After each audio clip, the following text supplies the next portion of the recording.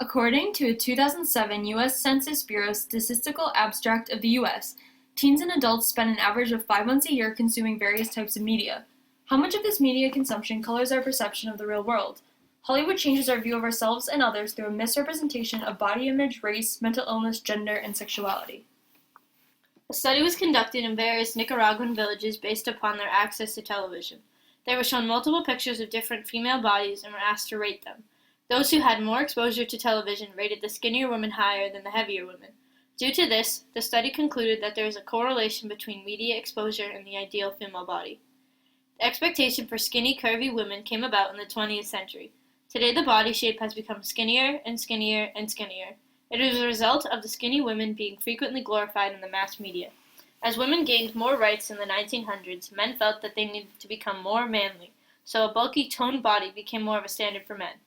In Hollywood, main characters are rarely anything but skinny size 2 women or men with six-packs. Those who do not fit this standard are casted as best friend or side character roles.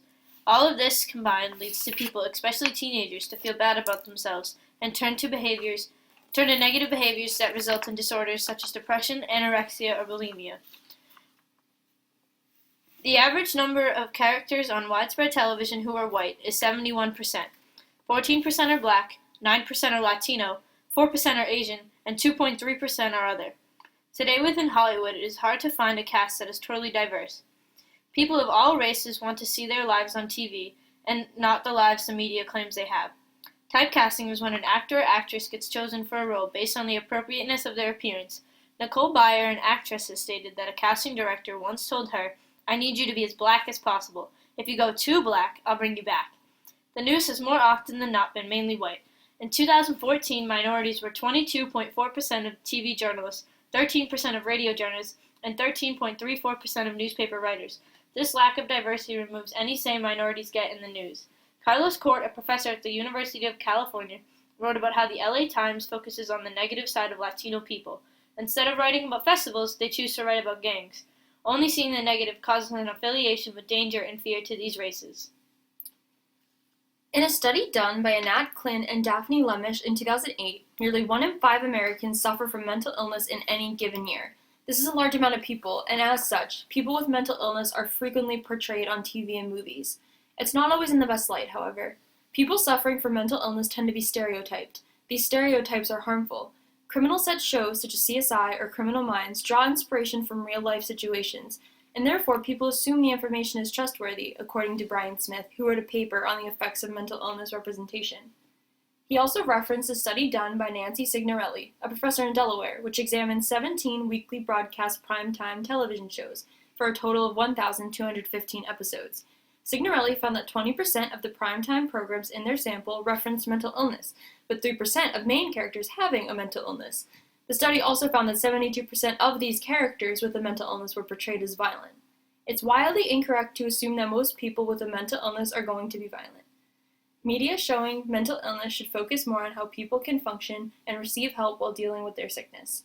MTV's Scream, for example, showed how their main character Emma Duval left to get treatment due to dealing with her severe PTSD, and no one commented or made fun of her when she returned, which is the way things happen in real life and how things should start to be portrayed by the media. It's not shameful or wrong to seek treatment for illness. It's the best course of action.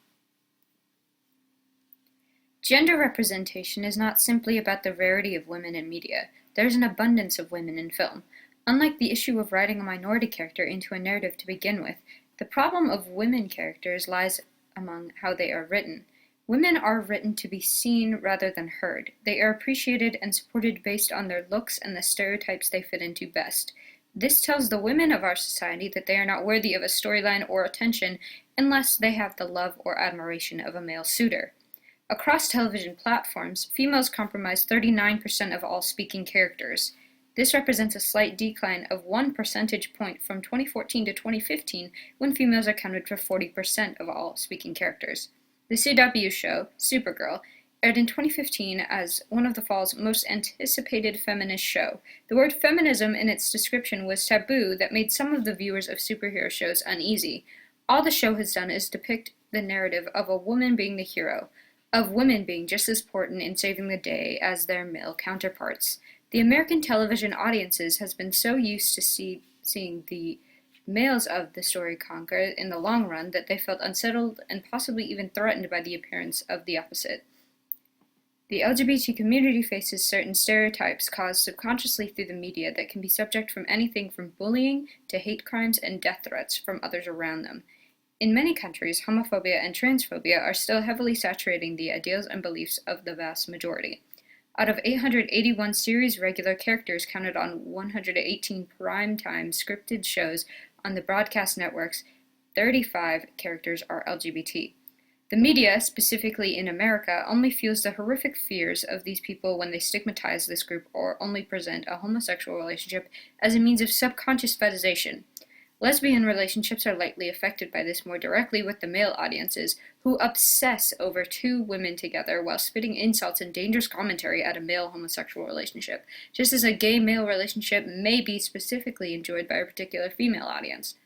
In these cases, the media presents representation for the wrong reasons. They do not do it for the LGBT community, but for cisgendered heterosexual audiences that may be intrigued by the aesthetic of selective couples. This confusing and terrifying issue of the majority not being educated correctly through the means of television about their minority communities takes a drastic toll on the many individuals who already feel marginalized enough by reality. Television is made to inform and entertain, and by scraping the bare minimum of representation for communities and minority groups, and doing so in a sketchy or hyperbolic way, only makes the writers look like fools, while simultaneously fooling the majority with a clouded and inaccurate depiction of the real people they write in the name of.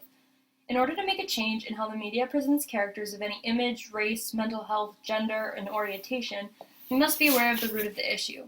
Prejudice affects us all, whether we consciously accept it or not. We need to be able to acknowledge that we as humans are flawed, and we need to be open to working and learning about how our prejudices can be diminished. We need to change the way we perceive our media, and in turn the media needs to change the way it perceives us as beings. Change is never accomplished if no one is willing to put the effort in and to face discomfort.